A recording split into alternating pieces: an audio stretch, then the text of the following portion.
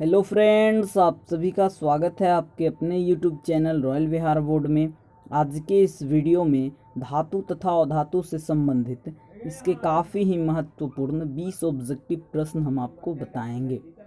और ये जो 20 ऑब्जेक्टिव प्रश्न हैं ये बोर्ड परीक्षाओं में बार बार पूछे जाते हैं, तो प्लीज़ आप लोग एक भी प्रश्न स्किप मत कीजिएगा और वीडियो को शुरू से लेकर अंत तक देखिएगा। समझ गए? और इस 20 ऑब्जेक्टिव प्रश्न में से जो भी प्रश्न आपको याद ना हो तो उसको आप लोग याद कर लीजिएगा, क्योंकि काफ़ी ही महत्वपूर्ण ये 20 ऑब्जेक्टिव प्रश्न है। समझ गए? और चैनल को सब्सक्राइब नहीं किए हैं तो चैनल को सब्सक्राइब कर लीजिए। साथ में एक बेल आइकन आता है तो बेल आइकन को ऑल पे दबा लीजिएगा, ताकि जब भी क्लास स्टार्ट हो तो आपके पास नोटिफिकेशन पहुंचता रहे। और ये क्लास डेली सुबह 7 बजे और शाम 7 बजे बिल्कुल प्रीमियर के माध्यम से चलाई जाती है, तो आप लोग रोज़ 7 बजे हमसे जुड़कर अपना क्लास कर सकते हैं। समझ गए? और यदि आप लोगों को इसका पीडीएफ चाहिए तो पीडीएफ प्राप्त करने के लिए आप लोग रॉयल विहार बोर्ड का टेलीग्राम ज्वाइन कर लीजिए। टेलीग्राम में जाइएगा, वहाँ पे सर्च कीजिएगा रॉयल विहार बोर्ड, आपको रॉयल विहार बोर्ड का लोगो दिख जाएगा। समझ गए? आप लोग ज्वाइन हो जाइएगा और बिल्कुल फ्री में इसका पीडीएफ आपको मिल जाएगा। और अन्य वीडियो में जितने भी क्वेश्चन हैं उनका भी पीडीएफ आपको मिल जाएगा। और ये इसका पार्ट 4 वीडियो है। पार्ट 1, पार्ट 2 और पार्ट 3 वीडियो नहीं देखे हैं तो जाकर देख लीजिए, डिस्क्रिप्शन में लिंक दे दिया गया है। समझ गए? आइए शुरू करते हैं पहले नंबर प्रश्न से। पहला नंबर प्रश्न देख लीजिए क्या कह रहा है। पहला नंबर प्रश्न है, काफ़ी ही महत्वपूर्ण है, कि निम्नलिखित में से कौन सी धातु अम्लराज से अभिक्रिया करके उसमें घुल जाती है। ऑप्शन नंबर ए है एल्यूमिनियम, ऑप्शन नंबर बी है लोहा, ऑप्शन नंबर सी है सोना, ऑप्शन नंबर डी है कॉपर। तो यहाँ पे आपको बताना है कि कौन सी धातु अम्लराज से अभिक्रिया करके उसमें घुल जाती है। तो कौन सी धातु घुल जाती है? तो सोना घुल जाती है। इसका राइट आंसर क्या हो जाएगा? ऑप्शन नंबर सी हो जाएगा। समझ गए? Option number C is the right answer. चलते हैं अगले प्रश्न की ओर। अगला प्रश्न देख लीजिए क्या कह रहा है, कि निम्नलिखित में कौन 2 इलेक्ट्रॉन खोकर ऑर्गन जैसी अस्थायी इलेक्ट्रॉनिक विन्यास प्राप्त करता है। ऑप्शन नंबर ए है मैग्नीशियम, ऑप्शन नंबर बी है ब्रोमीन, ऑप्शन नंबर सी है कैल्शियम और ऑप्शन नंबर डी है सल्फर। तो यहाँ पे आपको बताना है कि कौन 2 इलेक्ट्रॉन खोकर ऑर्गन जैसी अस्थायी इलेक्ट्रॉनिक विन्यास प्राप्त करता है। तो यहाँ पे इसका राइट आंसर क्या हो जाएगा? तो इसका right answer option number C हो जाएगा, कैल्शियम। समझ गए? Option number C is the right answer. चलते हैं अगले प्रश्न की ओर। सारे प्रश्न काफ़ी ही महत्वपूर्ण हैं। समझ गए? और अभी तक वीडियो को लाइक नहीं किए हैं तो वीडियो को लाइक कर दीजिए और अपने दोस्तों में वीडियो को शेयर कर लीजिए। समझ गए? चलिए चलते हैं नेक्स्ट प्रश्न की ओर। नेक्स्ट प्रश्न देख लीजिए क्या कह रहा है। काफ़ी ही महत्वपूर्ण ये भी प्रश्न है, कि निम्नलिखित में किस विधि द्वारा लोहे की कड़ाही को जंग लगने से बचाया जा सकता है। ऑप्शन नंबर ए है ग्रीज का लेपन करके, ऑप्शन नंबर बी है रंगाई करके, ऑप्शन नंबर सी है जस्ता की परत चढ़ाकर, ऑप्शन नंबर डी है इनमें सभी के द्वारा। तो यहाँ पे आपको बताना है कि किस विधि के द्वारा लोहे की कड़ाही को जंग लगने से बचाया जा सकता है। तो जस्ता की परत चढ़ाकर। इसका राइट आंसर क्या हो जाएगा? Option number C. Option number C is the right answer. चलते हैं अगले प्रश्न की ओर। अगला प्रश्न देख लीजिए क्या कह रहा है, कि खाद्य पदार्थ वाले कनस्तर पर टीन का लेप चढ़ाया जाता है, जस्ता का लेप नहीं, क्योंकि। ऑप्शन नंबर ए है जस्ता टीन से अधिक महंगा होता है, ऑप्शन नंबर बी है जस्ता का द्रव्यनांक टीन से अधिक होता है, ऑप्शन नंबर सी है जस्ता टीन से अधिक क्रियाशील होता है और ऑप्शन नंबर डी है जस्ता टीन से कम क्रियाशील होता है। तो यहाँ पे आपको बताना है कि खाद्य पदार्थ वाले कनस्तर पर टीन का लेप चढ़ाया जाता है, जस्ता का लेप नहीं, क्योंकि। इसका right answer option number C हो जाएगा, जस्ता टीन से अधिक क्रियाशील होता है। समझ गए? ऑप्शन नंबर सी इसका राइट आंसर हो जाएगा। समझ गए? चलते हैं अगले प्रश्न की ओर। अगला प्रश्न देख लीजिए क्या कह रहा है, सोडियम और क्लोरीन के बीच अभिक्रिया होने पर। ऑप्शन नंबर ए है सोडियम परमाणु 1 इलेक्ट्रॉन प्राप्त करता है, ऑप्शन नंबर बी है सोडियम परमाणु 1 इलेक्ट्रॉन खोकर धनायन बनाता है, ऑप्शन नंबर सी है क्लोरीन परमाणु 1 इलेक्ट्रॉन खोता है और ऑप्शन नंबर डी है सह संयोजक यौगिक बनता है। तो यहाँ पे आपको बताना है कि सोडियम और क्लोरीन के बीच अभिक्रिया होने पर क्या होता है। तो सोडियम और क्लोरीन के बीच अभिक्रिया होने पर ऑप्शन नंबर सी इसका राइट आंसर हो जाएगा, सॉरी ऑप्शन नंबर बी इसका राइट आंसर हो जाएगा। सोडियम परमाणु एक इलेक्ट्रॉन खोकर धनायन बनाता है। समझ गए, option number B is the right answer. चलते हैं अगले प्रश्न की ओर। अगला प्रश्न देख लीजिए क्या कह रहा है। काफ़ी ही महत्वपूर्ण प्रश्न है कि क्रियाशीलता श्रेणी में हाइड्रोजन के नीचे वाली धातुएं। ऑप्शन नंबर ए है अम्लों से अभिक्रिया कर हाइड्रोजन आयन देती है। ऑप्शन नंबर बी है अम्लों से अभिक्रिया कर हाइड्रोजन गैस बनाती है। ऑप्शन नंबर सी है जल के साथ साधारण ताप पर ही अभिक्रिया करती है। और ऑप्शन नंबर डी है इनमें कोई नहीं। तो यहाँ पे आपको बताना है कि क्रियाशीलता श्रेणी में हाइड्रोजन के नीचे वाली धातुएं, तो इसका right answer option number D हो जाएगा, इनमें से कोई नहीं। समझ गए, ऑप्शन नंबर डी इसका राइट आंसर हो जाएगा। अभी तक आप लोग वीडियो को लाइक नहीं किए हैं तो वीडियो को लाइक कर लीजिए और अपने दोस्तों में वीडियो को शेयर कर लीजिए। समझ गए, और चैनल को सब्सक्राइब करके बेल आइकन को ऑल पे दबा लीजिएगा। समझ गए। चलते हैं अगले प्रश्न की ओर। अगला प्रश्न देख लीजिए क्या कह रहा है कि निम्नलिखित में कौन सी धातु साधारण ताप पर द्रव रूप में पाई जाती है। ऑप्शन नंबर ए है लिथियम, ऑप्शन नंबर बी है लेड, ऑप्शन नंबर सी है मरकरी और ऑप्शन नंबर डी है सिल्वर। सारे प्रश्न काफ़ी महत्वपूर्ण हैं, बोर्ड एग्जाम में लगभग 10 बार से ज़्यादा बार पूछा जा चुका है। तो आप लोग सारे प्रश्न को याद करके ही बोर्ड एग्ज़ाम देने जाइएगा। समझ गए, काफ़ी ही महत्वपूर्ण ये सारे प्रश्न हैं। तो देख लीजिए ये प्रश्न हमसे क्या कह रहा है कि निम्नलिखित में कौन सी धातु साधारण ताप पर द्रव के रूप में पाई जाती है। तो कौन सी धातु है जो साधारण ताप पर द्रव के रूप में पाई जाती है, तो मरकरी है। यदि आप लोग से अधातु पूछ लेता कि कौन सी अधातु साधारण ताप पर द्रव के रूप में पाई जाती है, तो उसका राइट आंसर हो जाता Br, ब्रोमीन। समझ गए, ब्रोमीन उसका राइट आंसर हो जाता, Br से संकेत होता है उसका। तो आप लोग इसको नोट कर लीजिएगा। समझ गए, और इस क्वेश्चन का right answer option number C हो जाएगा। चलते हैं अगले प्रश्न की ओर। अगला प्रश्न देख लीजिए क्या कह रहा है कि निम्नलिखित में किस धातु पर वायु का प्रभाव नहीं पड़ता है। ऑप्शन नंबर ए है सोना, ऑप्शन नंबर बी है सोडियम, ऑप्शन नंबर सी है लोहा और ऑप्शन नंबर डी है तांबा। तो यहाँ पे आपको बताना है कि किस धातु पर वायु का प्रभाव नहीं पड़ता है। तो सोना पर वायु का प्रभाव नहीं पड़ता है। समझ गए, सोना पर वायु का प्रभाव नहीं पड़ता है। इसका राइट आंसर ऑप्शन नंबर ए हो जाएगा। समझ गए। चलते हैं अगले प्रश्न की ओर। अगला प्रश्न देख लीजिए क्या कह रहा है कि निम्नलिखित में कौन सा लवण समुद्री जल में पाया जाता है। ऑप्शन नंबर ए है LiCl, ऑप्शन नंबर बी है BaSO4, ऑप्शन नंबर सी है Na3PO4, ऑप्शन नंबर डी है NaCl। तो यहाँ पे आपको बताना है कि निम्नलिखित में से कौन सा लवण समुद्री जल में पाया जाता है। तो इसका right answer option number D हो जाएगा, NaCl। समझ गए, option number D is the right answer. सारे प्रश्न काफ़ी ही महत्वपूर्ण है, बोर्ड एग्जाम में 10 बार से ज़्यादा बार पूछा जा चुका है। तो आप लोग इस वीडियो में जितने भी क्वेश्चंस हैं उसको याद करके ही बोर्ड एग्ज़ाम देने जाइएगा। समझ गए, मैं बार बार ये बात नहीं बोलूँगा। समझ गए। चलते हैं अगले प्रश्न की ओर। अगला प्रश्न देख लीजिए क्या कह रहा है कि बॉक्साइट निम्नलिखित में किस धातु का अयस्क है। ऑप्शन नंबर ए है मैग्नीशियम, ऑप्शन नंबर बी है सोडियम, ऑप्शन नंबर सी है एल्यूमिनियम, ऑप्शन नंबर डी है बेरियम। तो यहाँ पे आपको बताना है कि किस धातु का अयस्क है बॉक्साइट।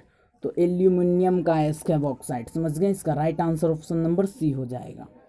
चलते हैं अगले प्रश्न की ओर।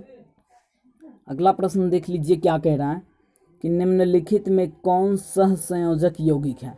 ऑप्शन नंबर ए है NH4 whole twice SO4, option number B है COSO4, ऑप्शन नंबर सी है CaO और ऑप्शन नंबर डी है CCl4।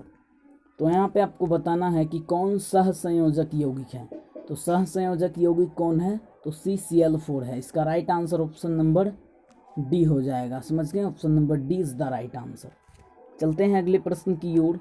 अगला प्रश्न देख लीजिए क्या कह रहा है कि निम्नलिखित में किस धातु को केरोसिन में डुबा कर रखते हैं। ऑप्शन नंबर ए है मैग्नीशियम, ऑप्शन नंबर बी है सोडियम, ऑप्शन नंबर सी है मरकरी और ऑप्शन नंबर डी है टंगस्टन।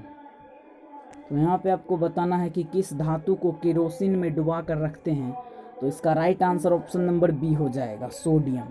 सोडियम को हम लोग केरोसिन में डुबा कर रखते हैं नहीं तो वो वायु से भी अभिक्रिया करके आग लगा देता है। समझ गए? इसका right answer option number B हो जाएगा। समझ गए? सारे प्रश्न काफ़ी महत्वपूर्ण हैं। अपने दोस्तों में वीडियो को शेयर कर लीजिएगा। समझ गए? बार बार मुझे बोलना ना पड़े, क्योंकि आपके लिए रोज़ एक वीडियो इसी टाइप का लाता हूँ, उसमें काफ़ी ही महत्वपूर्ण प्रश्न लेके आता हूँ। तो आपका फ़र्ज बनता है कि वीडियो को लाइक कर दूँ, सर का सपोर्ट करूँ। समझ गए? चलते हैं अगले प्रश्न की ओर। अगला प्रश्न देख लीजिए। सॉरी, दिखाई नहीं दे रहा होगा। देख लीजिए ये प्रश्न हमारा क्या कह रहा है। पहले आप लोग प्रश्न को देख लीजिए। कुछ टेक्निकल प्रॉब्लम हो जाता है स्क्रीन पे लिखने में। आप लोग पहले क्वेश्चंस को देख लीजिए। देख लीजिए क्वेश्चंस क्या कह रहा है कि आयनिक यौगिक के संबंध में निम्न में कौन सा कथन असत्य है। ऑप्शन नंबर ए है आयनिक यौगिक धन एवं ऋण आयनों के बने होते हैं। ऑप्शन नंबर बी है आयनिक यौगिक के द्रव्यनांक उच्च होते हैं। ऑप्शन नंबर सी है द्रवित अवस्था में आयनिक यौगिक विद्युत के कुचालक होते हैं। और ऑप्शन नंबर डी है आयनिक यौगिक जल में प्रायः विलय होते हैं। तो यहाँ पे आपको बताना है कि आयनिक यौगिक के संबंध में कौन सा कथन असत्य है। तो यहाँ पे आपको असत्य बताना है। तो इसका right answer option number C हो जाएगा। द्रवित अवस्था में आयनिक यौगिक विद्युत के कुचालक होते हैं। इसका राइट आंसर क्या हो जाएगा? Option number C. चलते हैं अगले प्रश्न की ओर। अगला प्रश्न देख लीजिए क्या कह रहा है कि निम्नलिखित यौगिकों में कौन जल में विलय है। ऑप्शन नंबर ए है बेंजीन। ऑप्शन नंबर बी है ग्लूकोज। ऑप्शन नंबर सी है carbon disulphide. Option number D है मीथेन। यहाँ पे आपको बताना है कि निम्नलिखित यौगिकों में कौन जल में विलय है। तो जल में विलय यौगिक कौन है? तो ग्लूकोज है। इसका right answer option number B हो जाएगा। चलते हैं अगले प्रश्न की ओर। अगला प्रश्न देख लीजिए क्या कह रहा है कि तत्वों के निम्नलिखित युग्मों में कौन सा युग्म पीतल में उपस्थित रहता है। ऑप्शन नंबर ए है कॉपर और टीन। ऑप्शन नंबर बी है कॉपर और जिंक। ऑप्शन नंबर सी है एल्यूमिनियम और कॉपर। ऑप्शन नंबर डी है टीन और लेड। लेड का मतलब शीशा होता है। तो यहाँ पे आपको बताना है कि निम्नलिखित युग्मों में कौन सा पीतल में उपस्थित होता है। मतलब आपको पीतल में क्या क्या चीज़ मिला के बनाया जाता है वो आपको बताना है। तो उसका राइट आंसर क्या हो जाएगा? ऑप्शन नंबर बी हो जाएगा, कॉपर और जिंक। मैं आपको यहाँ पे इसका एक ट्रिक भी देना चाहता हूँ। चूँकि पीतल जो है, पीतल किसका मिश्र धातु है? तो पीतल कॉपर और जिंक का मिश्र धातु है। कॉपर को तांबा बोलते हैं और जिंक को जस्ता बोलते हैं। समझ गए? तो एक ट्रिक है पिताजी। समझ गए? पिताजी एक ट्रिक है, आप लोग लिख लीजिए। पिताजी पौ से पीतल होता है और ये किसका मिश्र धातु है? तो त से तांबा और ज से जिंक। पिताजी, प से पीतल, तौ से तांबा और जौ से जिंक। ट्रिक आप लोग नोट कर लीजिए। समझ गए? चूँकि स्क्रीन पे लिखने में थोड़ा सा प्रॉब्लम होता है तो मैं बोल के ही बता देता हूँ। तो आप लोग ट्रिक को लिख लीजिएगा। समझ गए? चलते हैं अगले प्रश्न की ओर। और ट्रिक अच्छा लगा होगा तो वीडियो को लाइक कर दीजिएगा। समझ गए? चलते हैं अगले प्रश्न की ओर। अगला प्रश्न देख लीजिए क्या कह रहा है कि निम्नलिखित में किस विधि द्वारा अशुद्ध तांबे को शुद्ध तांबा में परिवर्तित किया जाता है। ऑप्शन नंबर है एल्यूमिथार्मिक। ऑप्शन नंबर बी है द्रवन। ऑप्शन नंबर सी है वैद्युत अपघटन। और ऑप्शन नंबर डी है कार्बन अवकरण। तो यहाँ पे आपको बताना है कि किस विधि द्वारा अशुद्ध तांबे को शुद्ध तांबा में परिवर्तित किया जाता है। तो वैद्युत अपघटन विधि द्वारा। समझ गए? इसका राइट आंसर क्या हो जाएगा? Option number C. चलते हैं अगले प्रश्न की ओर। अगला प्रश्न देख लीजिए क्या कह रहा है कि निम्नलिखित में कौन सा कथन सही है। ऑप्शन नंबर ए है शुष्क ऑक्सीजन गैस के संपर्क में आकर लोहा में जंग लग जाता है। ऑप्शन नंबर बी है वायु रहित जल में लोहे में जंग पकड़ लेता है। ऑप्शन नंबर सी है लोहे में जंग लगने के लिए ऑक्सीजन और जलवाष्प की एक साथ उपस्थिति आवश्यक है। और ऑप्शन नंबर डी है इनमें कोई नहीं। तो यहाँ पे आपको बताना है कि कौन सा कथन सही है। इन चारों कथनों में से कौन सा कथन सही है आपको बताना होगा। तो इसका right answer option number C हो जाएगा। लोहा में जंग लगने के लिए ऑक्सीजन और जलवाष्प की एक साथ उपस्थिति आवश्यक है। लोहा में जब जंग लगता है तो उसमें वायु के साथ साथ जल की भी आवश्यकता होती है। समझ गए? सिर्फ ऑक्सीजन से ही उसमें जंग नहीं लगता है और सिर्फ जल के कारण ही उसमें जंग नहीं लगता है। यहाँ पे इसका right answer option number C हो जाएगा। ऑक्सीजन का मतलब वायु जो होता है, वायु और जल दोनों एक साथ रहेगा तभी लोहा में जंग लगेगा। समझ गए? इसका राइट आंसर क्या हो जाएगा? Option number C. Option number C is the right answer. चलते हैं अगले प्रश्न की ओर। अगला प्रश्न देख लीजिए क्या कह रहा है, काफ़ी महत्वपूर्ण है। जिस अयस्क में उसके कण उसमें उपस्थित द्रवों से भारी होते हैं उसे निम्नलिखित में किस विधि द्वारा सांद्रित किया जाता है। ऑप्शन नंबर ए है फैन उत्प्लवन, ऑप्शन नंबर बी है गुरुत्व पृथक्करण, ऑप्शन नंबर सी है द्रवन और ऑप्शन नंबर डी है चुंबकीय पृथक्करण। तो यहाँ पे आपको बताना है कि जिस अयस्क में उसके कण उसमें उपस्थित अपद्रवों से भारी होते हैं उसे किस विधि द्वारा सांद्रित किया जाता है। तो गुरुत्व पृथक्करण के द्वारा, गुरुत्व पृथक्करण के द्वारा उसे सांद्रित किया जाता है। इसका right answer option number B हो जाएगा। समझ गए। चलते हैं अगले प्रश्न की ओर। अगला प्रश्न देख लीजिए क्या कह रहा है कि ऑक्सीजन की अनुपस्थिति में अयस्क को उसके द्रवणांक से कम ताप पर गर्म करके धातु को उसके ऑक्साइड में परिवर्तित करने की प्रक्रिया कहलाती है। ऑप्शन नंबर ए है निस्तापन, ऑप्शन नंबर बी है जारन, ऑप्शन नंबर सी है धातुकर्म और ऑप्शन नंबर डी है प्रगलन। तो इसका राइट आंसर क्या हो जाएगा, ऑप्शन नंबर ए निस्तापन। निस्तापन इज द राइट आंसर। यहाँ पे मैं आपको बता दूं कि जब ऑक्सीजन की उपस्थिति बोले तब निस्तापन हो जाएगा। समझ गए। आपको कुछ नहीं देखना है, इतना सा जो लिखा है यहाँ पे ये पूरा, इसको आपको नहीं देखना है। आपको सिर्फ देखना है कि ऑक्सीजन की अनुपस्थिति बोला है तो आपको निस्तापन में राइट आंसर मार देना है आपके एग्ज़ाम में। चूँकि टाइम बहुत ही कम रहता है, मान के चलो तो ऑक्सीजन की अनुपस्थिति जब बोले तो निस्तापन मार देना है, और जब ऑक्सीजन की उपस्थिति बोले, ध्यान से सुनना, जब ऑक्सीजन की उपस्थिति बोले तो आपको भर्जन मार देना है। समझ गए। क्या मार देना है आपको, भर्जन मार देना है। समझ गए। आप लोग इसको नोट कर लीजिए। समझ गए। इसका राइट आंसर ऑप्शन नंबर ए हो जाएगा। चलते हैं अगले प्रश्न की ओर।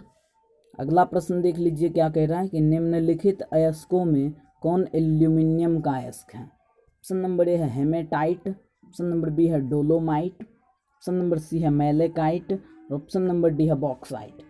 तो यहाँ पे आपको बताना है कि अयस्कों में कौन एल्यूमिनियम का अयस्क है। तो हेमेटाइट जो है, सॉरी बॉक्साइट हो जाएगा। हेमेटाइट तो लोहा का अयस्क है। समझ गए। इसका राइट आंसर क्या हो जाएगा, ऑप्शन नंबर डी बॉक्साइट।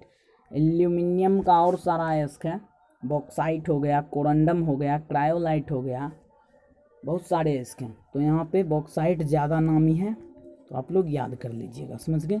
चलते हैं अगले प्रश्न की ओर।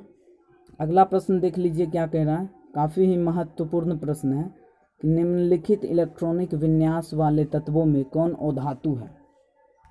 ऑप्शन नंबर ए है 281, ऑप्शन नंबर बी है 2818, ऑप्शन नंबर सी है 285, ऑप्शन नंबर डी है 283। तो यहाँ पे आपको बताना है, आपको इलेक्ट्रॉनिक विन्यास को देखकर बताना है कि कौन अधातु है। तो ये थोड़ा मुश्किल हो जाता है। सो यहाँ पे मैं आपको एक ट्रिक बता दूँ। ट्रिक काफ़ी ही महत्वपूर्ण है। आप लोग पहले वीडियो को लाइक कर लीजिए, उसके बाद मैं ट्रिक बता रहा हूँ। समझ गए। अपने दोस्तों में वीडियो को शेयर कर लीजिएगा। काफ़ी ही महत्वपूर्ण ये प्रश्न है। आपको इलेक्ट्रॉनिक विन्यास देखकर आपको बताना है कि कौन अधातु है, कौन धातु है, कौन उपधातु है, कौन अक्रिय गैस है। ये थोड़ा मुश्किल है, मैं आपको बता दे रहा हूँ। जैसे आप देख लीजिए कि इस इलेक्ट्रॉनिक विन्यास के अंत में 1 है, इस इलेक्ट्रॉनिक विन्यास के अंत में 2 है, इस इलेक्ट्रॉनिक विन्यास के अंत में 5 है और इस इलेक्ट्रॉनिक विन्यास के अंत में 3 है। आपको दिखाई दे रहा है। सो मैं उम्मीद करता हूँ कि आपको दिखाई दे रहा होगा। तो आपको क्या करना है कि आपको जब अंत में 1, 2 या 3 दिखे, आपको अंत में 1, 2 या 3 दिखे, तो आपको जब ये तीनों दिखे 1, 2, 3 अंत में, जैसे अंत में 1 है, 2 है, 5 है, 3 है, ध्यान से सीखना। जब आपको अंत में 1, 2, 3 दिखे तो आपको क्या मार देना है, धातु। तो ये धातु होगा अंत में जब 1, 2, 3 होगा। जब अंत में 5, 6 और 7 रहे तो आपको क्या मार देना है, आपको अधातु मार देना है। समझ गए। और जब अंत में 4 रहे तो ये क्या हो जाएगा, उपधातु। इसमें धातु और अधातु दोनों का गुण होता है। समझ गए। आप लोग लिख लीजिएगा इसको, काफ़ी महत्वपूर्ण ट्रिक है।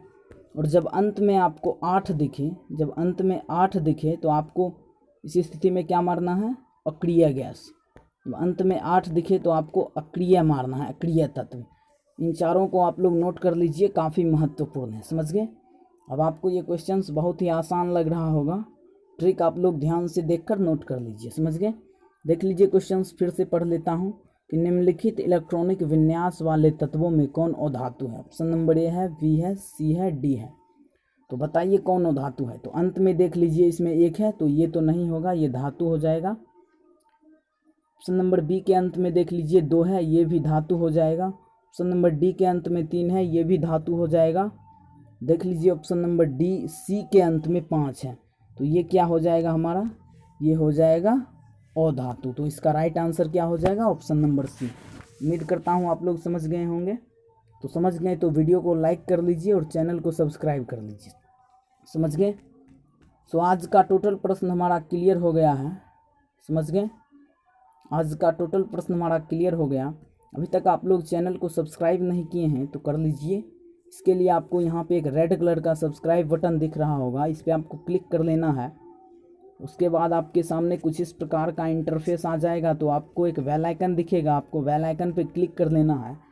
क्लिक करने के बाद एक ऑल का ऑप्शन आता है, तो आपको ऑल पे दबा लेना है। समझ गए?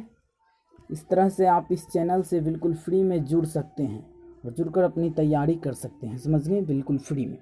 और इसका PDF यदि आप लोगों को चाहिए तो आप लोग रॉयल बिहार बोर्ड का टेलीग्राम ज्वाइन कर लीजिए।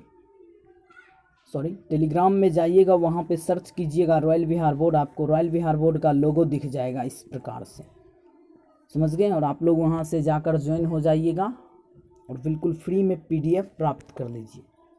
समझ गए? मिल जाएगा आपको वहाँ पे। तो आज के लिए इतना ही था, मिलते हैं नेक्स्ट वीडियो में, तब तक के लिए धन्यवाद।